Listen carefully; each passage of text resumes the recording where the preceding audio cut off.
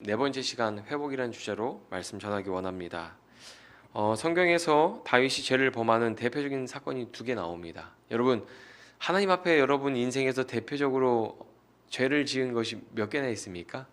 이것은 정말 우리가 어떤 큰 사고를 치면 그 계절이 되면 생각나잖아요. 아니면 어느 날 문득 떠오르잖아요. 내가 이런 실수를 했었지, 이런 잘못을 했었지. 여러분 인생에 그런 큼직한 사건이 몇 번이나 있습니까? 다윗의 인생을 보면 죄를 범하는 대표적인 두 가지 사건이 있는데, 첫 번째는 오늘 본문에 나오는 우리아의 아내 밧세바를 간음한 사건입니다. 두 번째는 사무엘하 24장에 나오는 인구조사입니다. 밧세바를 간음한 사건은 다윗이 가진 권력으로 힘없는 사람의 것을 탐하고 빼앗은 사건입니다. 그리고 이것은 하나님이 주신 것으로 만족하지 못하는 죄이기도 합니다. 왜 그런 일을 벌입니까? 하나님이 주신 것으로 만족하지 못하기 때문에 다른 것에 눈을 돌려서 그것을 빼앗는 거죠. 오늘 본문 12장 8절에서 9절에 보면 그것을 말씀하고 있습니다. 내 주인의 집을 내게 주고 내 주인의 아내들을 내 품에 두고 이스라엘과 유다 족속을 내게 맡겼느니라. 만일 그것이 부족하였을 것 같으면 내가 내게 이것저것을 더 주었으리라. 그러한데 어찌하여 내가 여호와의 말씀을 업신여기고 나 보기에 악을 행하였느냐. 내가 칼로 햇사람 우리아를 치되 암몬 자손의 칼로 죽이고 그의 아내를 빼앗아 내 아내로 삼았도다. 아멘. 다윗은 이스라엘 왕으로 세우신 사람입니다. 하나님께서 그를 이스라엘 왕으로 세우셨어요. 그는 하나님의 명령을 따라서 백성들을 잘 돌보고 지켜주는 역할을 맡은 사람이고, 백성들을 대신해서 앞장서서 하나님을 섬기고 경외하고 찬양하고 예배하는 자로 하나님 세우셨단 말이죠. 지난주에 우리가 봤던 다윗의 모습은 어떻습니까? 백성들을 앞장서서 백성들 앞에서 자신을 낮추고 하나님을 높이며 하나님을 예배하잖아요. 그게 하나님이 세우신 왕의 모습이죠. 아담과 하와의 모습, 이 땅을 다스리고 통치하는 아담과 하와의 모습, 다윗의 모습이 그러해야 하는 거죠. 그런데 그가 하나님이 맡겨주신 일을 충실히 감당하지 않습니다. 하나님의 백성을 약탈하고 그를 죽였어요. 이게 굉장히 중요한 거죠. 하나님의 백성을 약탈하고 그를 죽였어요. 여러분, 하나님께서 가만히 계실까요? 하나님 마음에 합한 사람이라고 불리던 다윗이 어떻게 이런 죄를 범하게 되었을까요? 여러분 궁금하지 않으세요? 아니, 그렇게 하나님 앞에 예배하던 예배자였던 다윗이, 하나님 마음에 합하다고 불리웠던 그 다윗이 어떻게 이런 큼직한 죄를 범하게 되었을까? 다윗이 죄를 범할 수밖에 없는 환경이 만들어졌기 때문에 다윗도 죄를 지은 거예요. 사무엘하 11장 1절에 보면 이런 말씀이 있습니다. 그 해가 돌아와 왕들이 출전할 때가 되매 다윗이 요압과 그에게 있는 그의 부하들과 온 이스라엘 군대를 보내니 그들이 암몬 자손을 멸하고 라빠를 에워쌌고 다윗은 예루살렘에 그대로 있더라. 지금 이스라엘의 군대 장관과 모든 병사들 다 싸움터로 내보내고 지금 다윗은 어디에 있어요? 예루살렘에 홀로 있어요. 혼자 있는 거예요. 모두 전쟁에 나갈 때 다윗은 성에 남아서 혼자 있습니다. 왕이 성에 혼자 머물러 있는 것은 큰 문제처럼 보이지 않아요. 그렇죠? 근데 성경은 여기에서부터 문제가 있음을 가르쳐 줍니다. 서두에 보면 봄이 오면 왕들은 전쟁터에 나가서 싸운다라고 말하고 있어요. 그런데 다윗은 전쟁에 나가지 않고 예루살렘에 머물러 있습니다. 큰 죄를 짓기 전에 다윗은 홀로 있는 시간이 많아졌어요. 사무엘하 11장 2절에 보면 저녁 때에 다윗이 그의 침상에서 일어나 왕궁 옥상에서 거닐다가 그곳에서 보니 한 여인이 목욕을 하는데 심히 아름다워 보이는지라. 그리고 이어서 성경은 말해주죠. 다윗이 홀로 있을 때 어두운 밤이 찾아옵니다. 홀로 어두운 가운데 있으면 안 된다는 것을 성경은 말해주고 있는 거예요. 거기에 머물러 있지 말고 나와야 되는 거죠. 다윗뿐만이 아니라 누구든지 홀로 은밀한 장소, 은밀한 시간에 있으면 죄에 노출되기가 쉽습니다. 물론 모든 사람이 이런 환경에서 죄를 범하는 건 아니죠. 우리가 성경을 보면 야곱의 아들 요셉이 홀로 집에 있을 때 보디발의 아내가 유혹을 할 때 어떻게 합니까? 그 자리에서 도망쳐서 나오죠. 그곳에 머물러 있지 않고 도망쳐서 나옵니다. 다윗도 목동으로 혼자 밤을 보낼 때가 있었는데 어떻습니까? 다윗은 그 시간을 하나님을 묵상하고 찬양하면서 보냈죠. 홀로 밤을 보낼 때 다윗이 어떻게 했어요? 하나님을 묵상하고 찬양하는 시간을 보냈던 사람이에요. 시편 23편 1, 2절에 그 내용이 있죠. 여호와는 나의 목자시니 내게 부족함이 없으리로다. 그가 나를 푸른 풀밭에 누이시며 쉴만한 물가로 인도하시노다. 다윗은 목동 일을 하면서 깊은 밤이 왔을 때 홀로 있을 때 하나님을 묵상하고 하나님을 깊이 생각했단 말이에요. 또 시편 8편에 보면 주의 손가락으로 지으신 주의 하늘과 주께서 베풀어 주신 달과 별을 내가 보오니 그 깊은 밤 하나님이 창조하신 그 모든 것들을 바라보면서 창조주 하나님을 생각하고 그 하나님을 찬양했단 말이에요. 사람이 무엇이기에 주께서 그를 생각하시며 인자가 무엇이기에 주께서 그를 돌보시나이까. 깊은 밤 홀로 있을 때 문제가 되지 않는 사람도 있어요.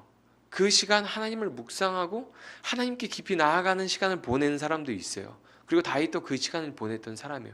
그런데 오늘 성경은 뭘 말하고 있냐면 다윗이 홀로 있을 때 어둠이 찾아왔는데 그것이 좋지 않다. 어떠한 불길한 징조가 다가오는 것처럼 성경에서는 그것을 암시해서 보여주고 있습니다. 여러분, 이전에 신앙이 좋았을 때 하나님만 의지하며 살 때는 홀로 있을 때 하나님과 깊은 교제를 누렸지만 오늘 말씀에 나오는 다윗은 어두운 밤 홀로 있는 시간에 죄를 범하게 됩니다. 홀로 있는 시간, 그 어둠에 노출될 때 죄를 범하게 돼요.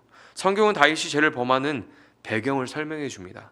성경은 다윗이 시간이 지날수록 하나님의 말씀을 멸시하고 하나님의 존재를 멸시했기 때문에 죄를 범했다고 말해요. 점점점 그가 하나님의 말씀을 멸시하고 하나님의 존재에 대해서 멸시하면서 그의 죄가 드러나게 되는 거예요. 사무엘하 12장 9절에서 10절 말씀 다시 한번 읽어보겠습니다. 같이 읽어볼까요? 시작. 그러한데 어찌하여 내가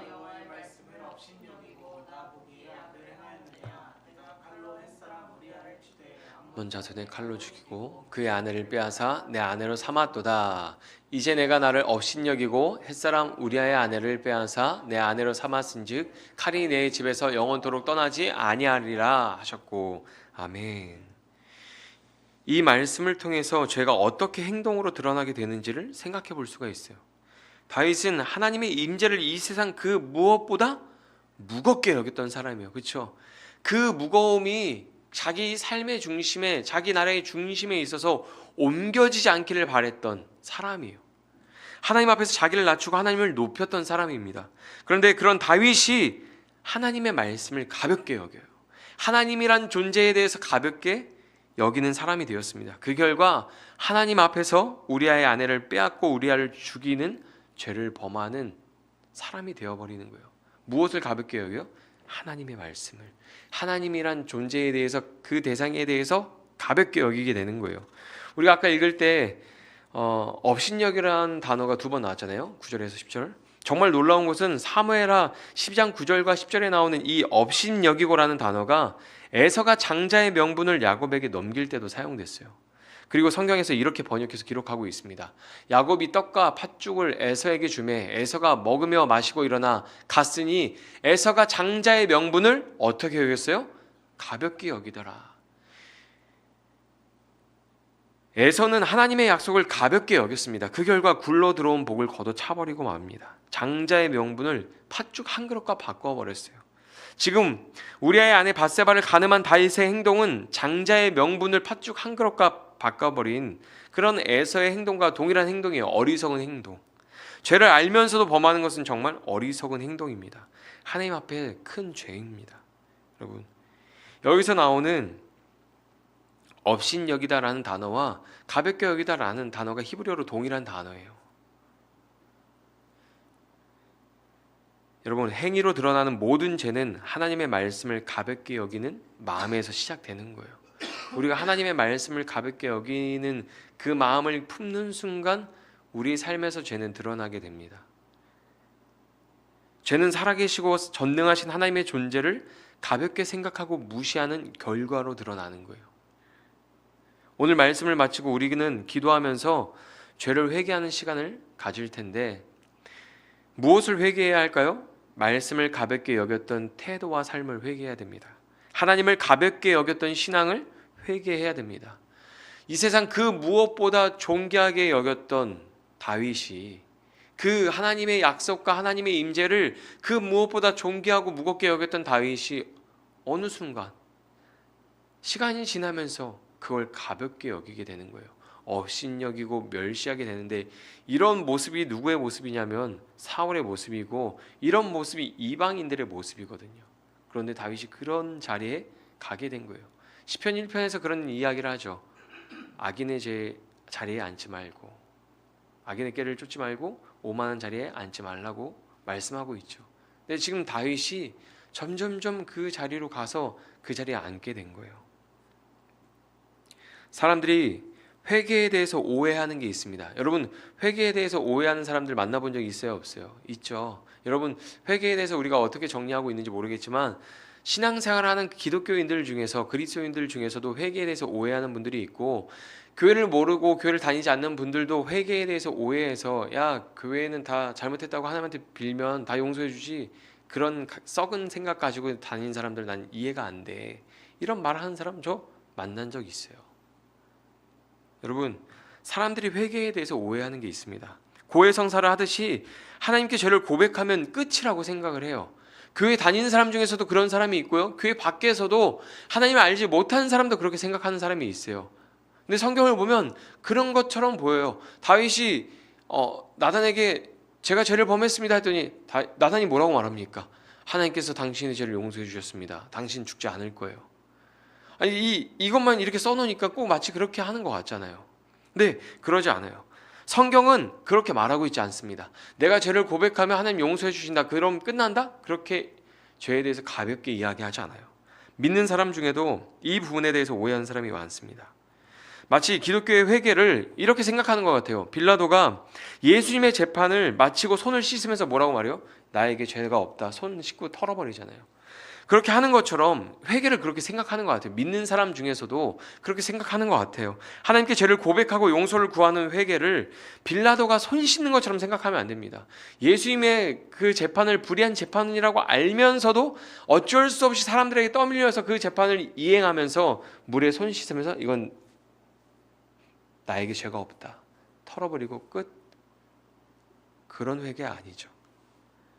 마태복음 27장 24절에 나오죠. 빌라도가 아무 성과도 없이 도리어 밀란이 나려는 것을 보고 물을 가져다가 무리 앞에서 손을 씻으며 이르되 이 사람의 피에 대하여 나는 무죄하니 너희가 당하라. 아멘. 그 재판을 하는 당사자이면서도 이 피에 대해서는, 불의한 재판으로 일어난 그 결과에 대해서는 나에게 죄가 없다. 근데 이런 식으로 회개를 이해하고 회개하는 분들이 있다는 거예요. 하나님은 우리가 죄를 고백하고 용서를 구하면 그 죄를 용서해 주십니다. 그러나 회개가 입술의 고백에서 끝나지 않고 행함으로 끝나야 돼요. 진정한 회개는 삶의 변화로 나타나는 거예요. 하나님은 회개하는 사람에게 죄에 대해서 징계를 하시거나 책임을 지게 하십니다. 출애굽기 22장 1절에 보면 이렇게 기록합니다. 사람이 소나 양을 도둑질하여 잡거나 팔면 그 소 한 마리에 소 5마리로 갚고 양 한 마리에 양 4마리로 갚을지니라.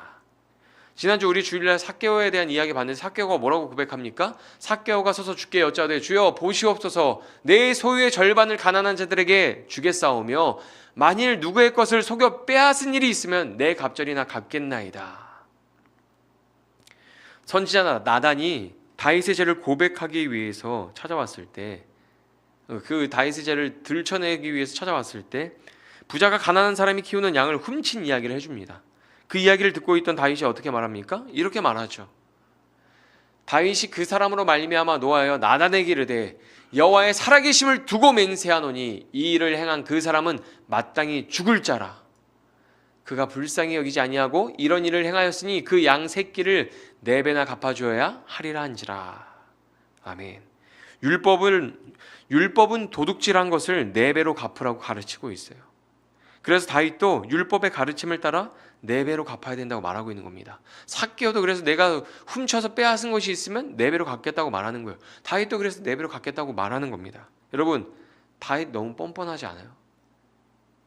지금 이거 다윗 이야기잖아요. 근데 다윗은 그런 죄를 범한 적이 없는 사람처럼 위선을 떨고 있죠. 그런 사람은 죽어 마땅하다. 그 사람의 양을 빼앗아 네 배로 갚아줘야 된다.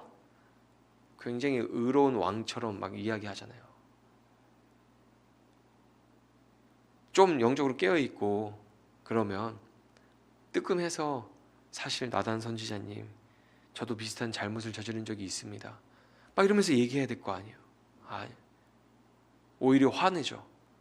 어려움 당한 사람의 입장에 서서 막 얼굴 붉히면서 화냈을 거예요. 그런 일이 어떻게 일어났냐. 여러분, 그 이야기를 듣고 그때 나단 선지자가 다윗한테 이렇게 이야기합니다. 당신이 바로 그 사람이다.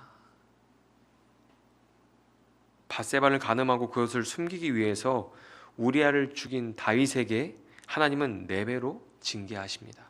그래서 다윗은 사랑하는 아들 4명을 잃어요.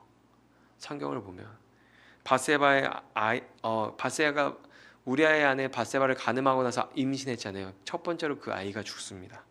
사무엘하 12장 15절, 나단이 자기 집으로 돌아가니라. 우리아의 아내가 다윗에게 낳은 아이를 여호와께서 치심에 심히 앓는지라. 19절에서 다윗이 그의 신하들이 서로 수군거리는 것을 보고 그 아이가 죽은 줄을 다윗이 깨닫고 그의 신하들에게 묻되 아이가 죽었느냐 하니 대답하되 죽었나이다 하는지라. 아이가 죽죠. 4명의 자녀가 죽어요. 생각해 보세요. 내가 죽는 것보다 아이가 죽는 게 더 고통스럽거든요. 부모는 그냥 단순히 입술로 죄를 회개하고 고백했다고 해서 끝나지 않아요. 하나님 그 죄의 결과에 대해서 징계하시거나 그 죄에 대해서 책임을 지게 하시죠. 또 암논이라는 아들이 죽습니다. 압살롬이 이미 그의 종들에게 명령하여 이르기를 너희는 이제 암논의 마음이 술로 즐거워할 때를 자세히 보다가 내가 너희에게 암논을 치라 하거든 그를 죽이라. 두려워하지 말라. 내가 너희에게 명령한 것이 아니냐. 너희는 담대히 용기를 내라 한지라. 압살롬의 종들이 압살롬의 명령대로 암논에게 행하매 왕의 모든 아들들이 일어나 각기 노새를 타고 도망하니라. 암논이 죽어요. 또 누가 죽어요? 압살롬이 죽습니다. 반역했던 요압의 무기를 든 청년 10명이 압살롬을 에워싸고 쳐 죽이니라. 그리고 마지막으로 아도니아가 죽어요. 다윗이 죽은 이후에 일어났는데, 그러므로 이제 나를 세워서 내 아버지 다윗의 왕위에 오르게 하시고 허락하신 말씀대로 나를 위하여 집을 세우신 여호와께 살아계심을 두고 맹세하노니 아도니아는 오늘 죽임을 당하리라 하고 솔로몬이 하는 말이죠. 여호야다의 아들 브나야를 보내매 그가 아도니아를 쳐서 죽였더라. 다윗이 밧세바를 간음하고 그 죄를 덮기 위해서 우리아를 죽였잖아요. 피를 흘렸잖아요. 하나님 4배로 그것을 갚게 하세요. 4명의 아들만 죽고 끝나지 않았어요. 다윗의 죄에 대해서 나단 선지자가 한 말씀들이 다 이루어집니다. 오늘 본문 10절에서 11절에 보면 나단 선지자가 이렇게 말하죠. 이제 네가 나를 업신여기고 햇사람 우리아의 아내를 빼앗아 내 아내로 삼았은즉 칼이 내 집에서 영원토록 떠나지 아니하리라 하셨고, 여호와께서 또 이와 같이 이르시기를 보라 내가 너와 내 집에 재앙을 일으키고 내가 내 눈앞에서 내 아내를 빼앗아 내 이웃들에게 주리니 그 사람들이 내 아내들과 더불어 백주에 동침하리라. 아멘. 밧세바를 간음한 이후로 다윗의 집에 전쟁이 끊이지 않습니다. 아들 압살롬의 반역이 일어나죠. 이스라엘이 분열돼서 내전이 끊이지 않죠. 그리고 우리아의 아내 밧세바를 간음한 것처럼 다윗도 아내를 빼앗기고 그는 은밀히 행했지만 대낮에 자신의 후궁들이 압살롬과 동침하는 것을 보게 됩니다. 사무엘하 16장 22절에 기록되어 있습니다. 이에 사람들이 압살롬을 위하여 옥상에 장막을 치니 압살롬이 온 이스라엘 무리의 눈앞에서 그 아버지의 후궁들과 더불어 동침하니라. 하나님은 죄를 회개하면 용서하지만 그 죄에 대한 결과에 대해서 책임을 지게 하십니다. 회개했더니 끝났네, 문제가 해결됐네. 아니요, 하나님 그에 대해서 책임지게 하세요. 지금 성경에서 말하고 있는 이것보다 더욱더 많은 것들이 있어요. 이 잘못으로 인해서 다윗이 겪어야 됐던, 짊어져야 됐던 죄의 짐들이 굉장히 많아요. 그것을 통해서 하나님께서는 이것을 통해서 죄가 얼마나 무섭고 고통스러운지를 가르쳐 주십니다. 하나님은 징계와 책임을 통해서 죄의 무서움과 무거움을 알려주십니다. 하나를 훔치면 네 배로 갚아야 하고 피를 흘리면 피로 갚아야 돼요. 이게 얼마나 무서운 일인지 몰라요. 이게 얼마나 무거운 일인지 몰라요. 성경에서 말하고 있는 것처럼 죄를 징계하고 책임을 묻는다면 다시는 죄를 범하지 않으려고 할 거예요. 그러나 우리 사회는 어떻습니까?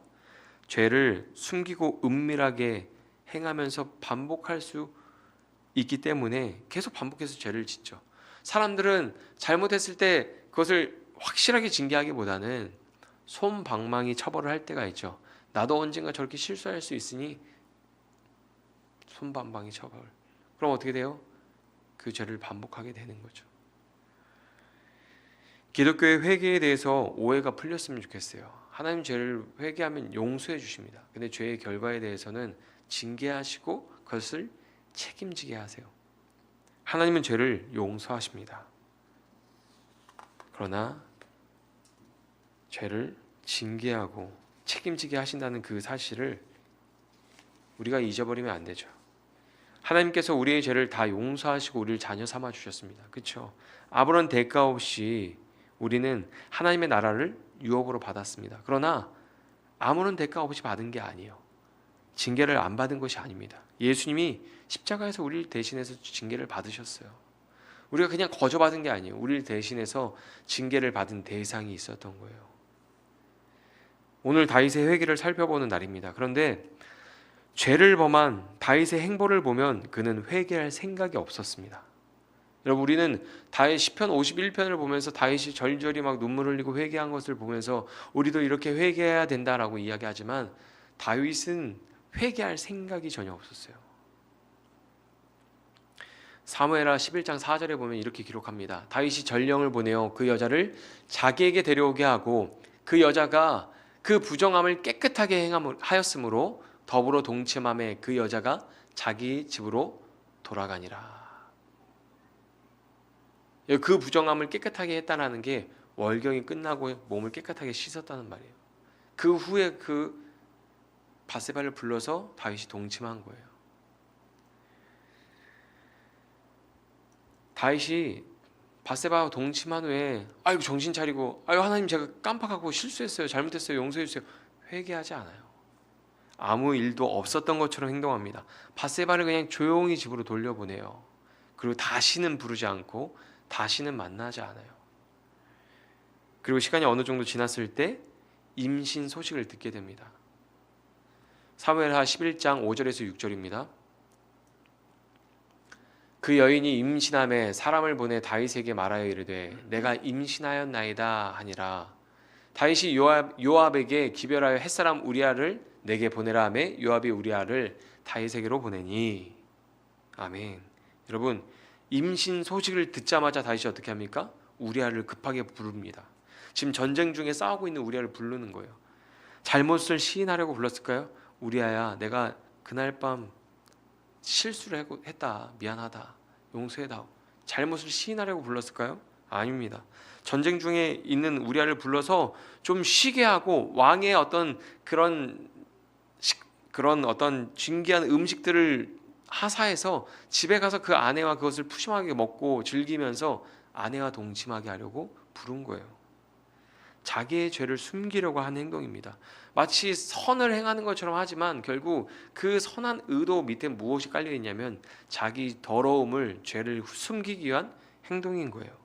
여자가 임신한 소식을 알게 되려면 최소한 3주에서 5주는 지나야 합니다. 사무엘하 11장에서는 바세바가 월경을 마치고 다윗과 동침했다고 기록하고 있습니다. 그럼 대략적으로 4주가 지날 동안 다윗은 뭐하고 있었던 거예요? 죄를 숨기고 있었던 거죠.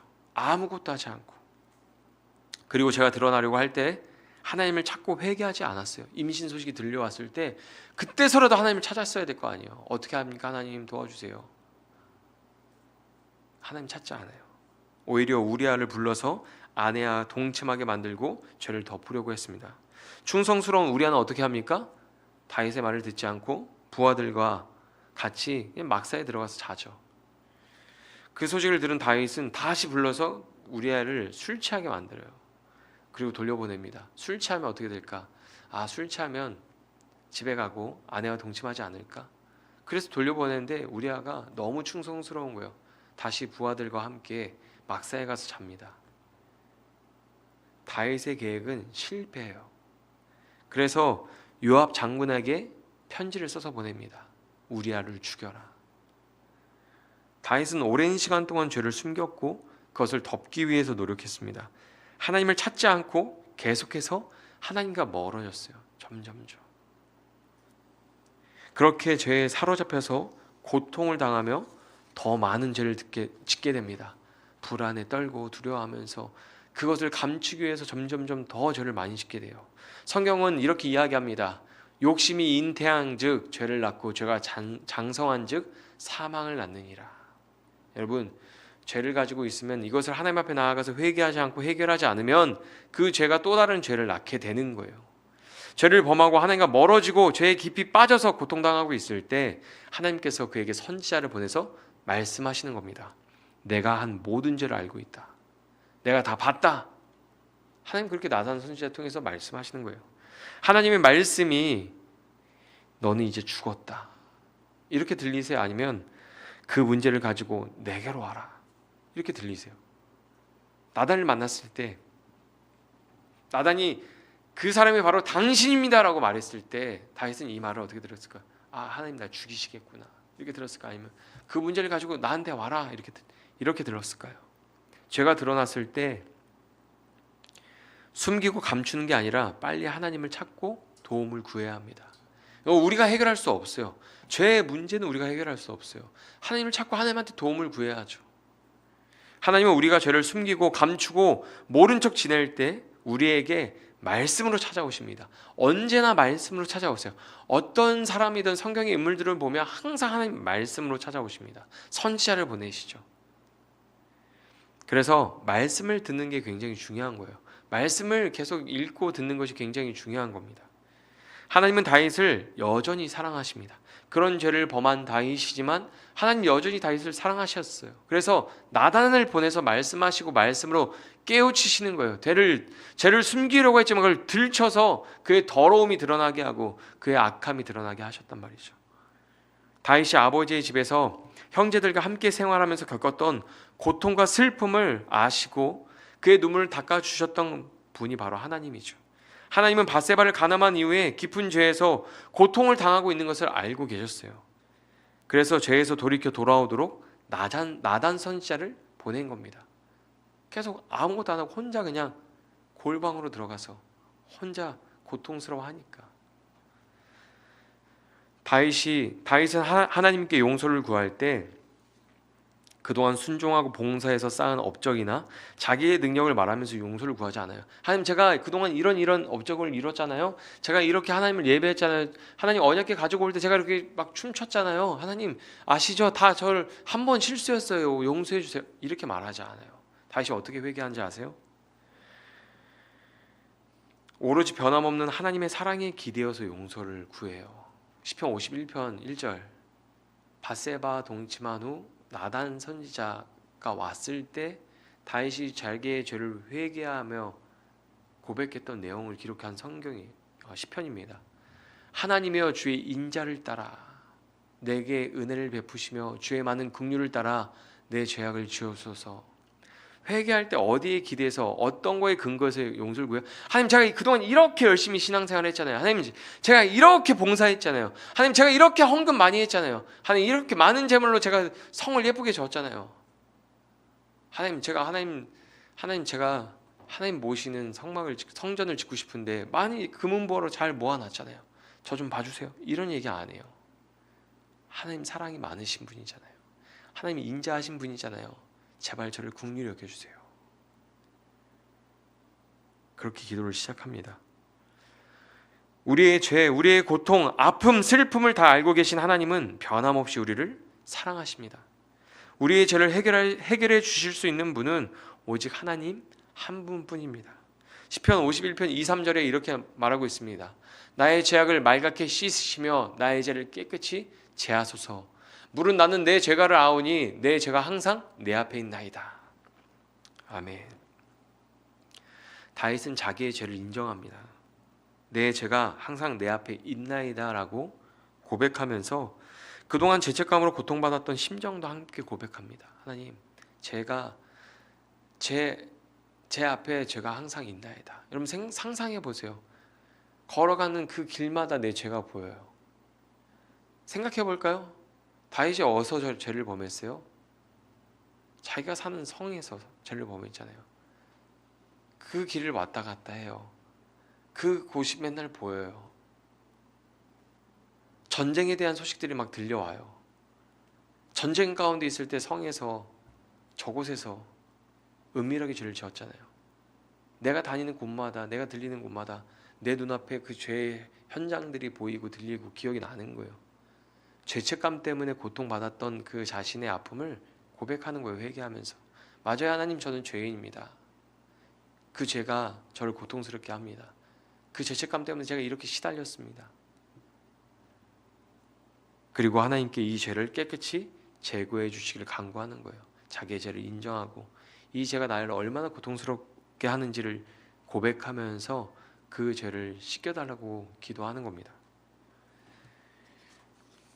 또한 다윗은 자기가 얼마나 뼛속까지 깊은 죄인인지를 고백합니다. 이 사건을 통해서 시편 51편 5절입니다. 내가 죄악 중에서 출생하였으며 어머니가 죄 중에서 나를 잉태하였나이다.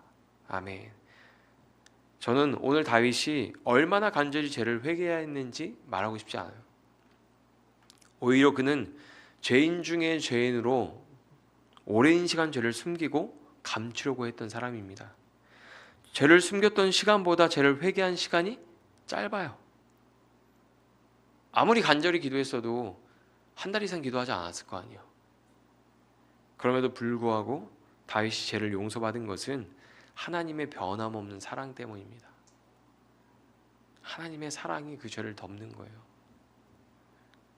시편에 보면 이런 말씀이 있습니다. 84편에 주의 궁전에서의 한 날이 다른 곳에서의 첫날보다 나은즉 악인의 장막에 사는 것보다 내 하나님의 성전 문지기로 있는 것이 좋사오니. 아멘. 여러분, 이 말씀이 마음 깊이 사무치십니까? 맞아. 하나님이랑 있으면 너무 좋지, 행복하시. 다른 걸 대신할 수 있는 게 없지. 여러분, 하나님과 하루를 사는 것이 다른 곳에서 오래 사는 것보다 낫습니다. 하나님과 하루를 살아도 가난하게 사는 것이 다른 곳에서 부하게 사는 것보다 나은 거예요. 그만큼 하나님과 함께하는 것이 우리에게 복이고 기쁨입니다. 그 하나님과 함께할 수 있는 것은 내가 하나님 말씀에 순종하고 많이 봉사하고 섬기는 업적을 많이 쌓았기 때문이 아닙니다. 우리는 더러운 죄인이지만 하나님의 변함없는 사랑 때문에 하나님과 하루가 아니라 영원히 함께할 수 있게 되는 거죠. 죄를 인정하고 고백할 때 하나님은 언제나 변함없는 사랑 우리를 끌어안아 주십니다. 그리고 그 사랑에 회복이 있는 거예요. 탕자의 비유에서 둘째 아들이 돌아올 수 있었던 이유, 집으로 돌아올 수 있었던 이유도 아버지가 얼마나 자비로운 분인지 알았기 때문이죠. 그가 그렇게 어려운 가운데 고통 가운데 있을 때 자신의 아버지를 회상하면서 이렇게 고백해요. 이에 스스로 돌이켜 이르되 내 아버지에게는 양식이 풍족한 품꾼이 얼마나 많은가. 나는 여기서 주려 죽는구나. 내가 일어나 아버지께 가서 이르기를 아버지, 내가 하늘과 아버지께 죄를 지었사오니 지금부터는 아버지의 아들이라 일컬음을 감당하지 못하겠나이다. 나를 품꾼의 하나로 보소서 하리라 하고. 아멘. 여러분, 하나님의 사랑이 얼마나 크고 높은지, 하나님이 얼마나 자비로운지 알기 때문에 돌아가는 거예요. 돌아갈 수 있는 거예요. 여러분, 먼저는 하나님께 잘못한 것이 있다면 그 죄를 인정하고 회개하십시오. 하나님께서 변함없는 사랑으로 안아주실 겁니다. 어떤 것을 회개할까요? 회개하라 그러면 난 잘못한 것이 없는데. 여러분, 하나님의 말씀을 가볍게 여겼던 것들, 그 태도와 삶, 하나님의 존재에 대해서 부정하진 않지만 가볍게 여기고 내 마음대로 세상의 가치를 따라 살았던 그 신앙, 내 안에 있는 위선, 그것들을 회개해야 되는 거죠. 그때 하나님께서 변함없는 사랑으로 우리를 안아주실 겁니다. 거기에 치유와 회복이 있습니다. 그리고 그 받은 사랑을 가정에서도 적용하십시오. 가정에서도 서로의 잘못을 고백하고 시인하고, 그랬을 때 그 연약함을 안아주고 아픔을 안아주고 친밀한 사귐을 회복하십시오. 가정에서도 내가 하나님한테 받은 그 사랑, 그 용서, 그것을 가지고 잘못했을 때 그것을 인정하고 고백하시고, 또 잘못을 인정하고 고백하는 가족이 있다면 그것을, 그 연약함을 안아주시고 그의 아픔을 안아주시고 친밀한 사귐을 회복해야 됩니다. 시편 51편 17절에 이렇게 기록합니다. 하나님께서 구하시는 제사는 상한 심령이라 하나님이여 상하고 통회하는 마음을 주께서 멸시하지 아니하시리이다. 아멘. 하나님께서 우리의 상한 마음을 알아주시고 고쳐주시는 것처럼 우리도 다른 사람의 상한 마음을 알아주고 용서해줘야 합니다. 하나님은 우리의 상한 심령을 기뻐하셨습니다. 우리의 연약함을 인정하고 죄로 인해서 겪고 있는 고통과 괴로움을 인정할 때 상한 심령으로 하나님께 나아갈 수 있는 겁니다. 그때 하나님께서 일하시죠. 그때 치유와 회복을 경험하게 될 것입니다. 회개는 고백에서 나타나지 않고 변화된 삶으로 나타납니다. 우리의 입술의 고백이 삭개오처럼 삶에서 드러나기를 축복합니다. 여러분, 죄의 문제를 해결한 후에 다윗은 일상으로 다시 돌아갔어요. 사무엘하 12장 29절, 오늘 우리가 읽은 본문 후반절에 가면 이렇게 나옵니다. 다윗이 모든 군사를 모아 라빠로 가서 그곳을 쳐서 점령하고. 여러분, 다윗이 그 전쟁터로 가지 않고 홀로 있을 때 죄를 범하고 죄에 고립되어서 고통당했잖아요. 죄의 문제 해결하니까 다시 일상으로 돌아갔어요. 다시 다윗은 싸우러 나갔습니다. 하나님이 부르신 곳으로, 하나님이 보내신 곳으로 나아갔어요. 우리에게도 그 아름다운 일상이 회복되기를 바랍니다. 하나님이 보내신 곳, 하나님이 부르신 곳에서 나에게 맡겨진 일들을 감당하는 삶, 그것은 죄의 문제를 해결할 때 그 자리로 다시 돌아갈 수 있는 거예요. 우리가 오늘 말씀을 깊이 생각해 봤으면 좋겠습니다. 그리고 이 내용을 가지고 우리가 기도할 때 우리 먼저는 하나님 앞에 우리 죄의 문제를 해결했으면 좋겠고, 우리가 이 죄의 문제를 회복하시는 하나님의 방법처럼 잘못을 인정하고 고백하는 사람이 되고, 또 그런 사람이 있다면, 그런 가족이 있다면 그의 연약함과 고통을 안아줄 수 있는 우리가 되었으면 좋겠습니다.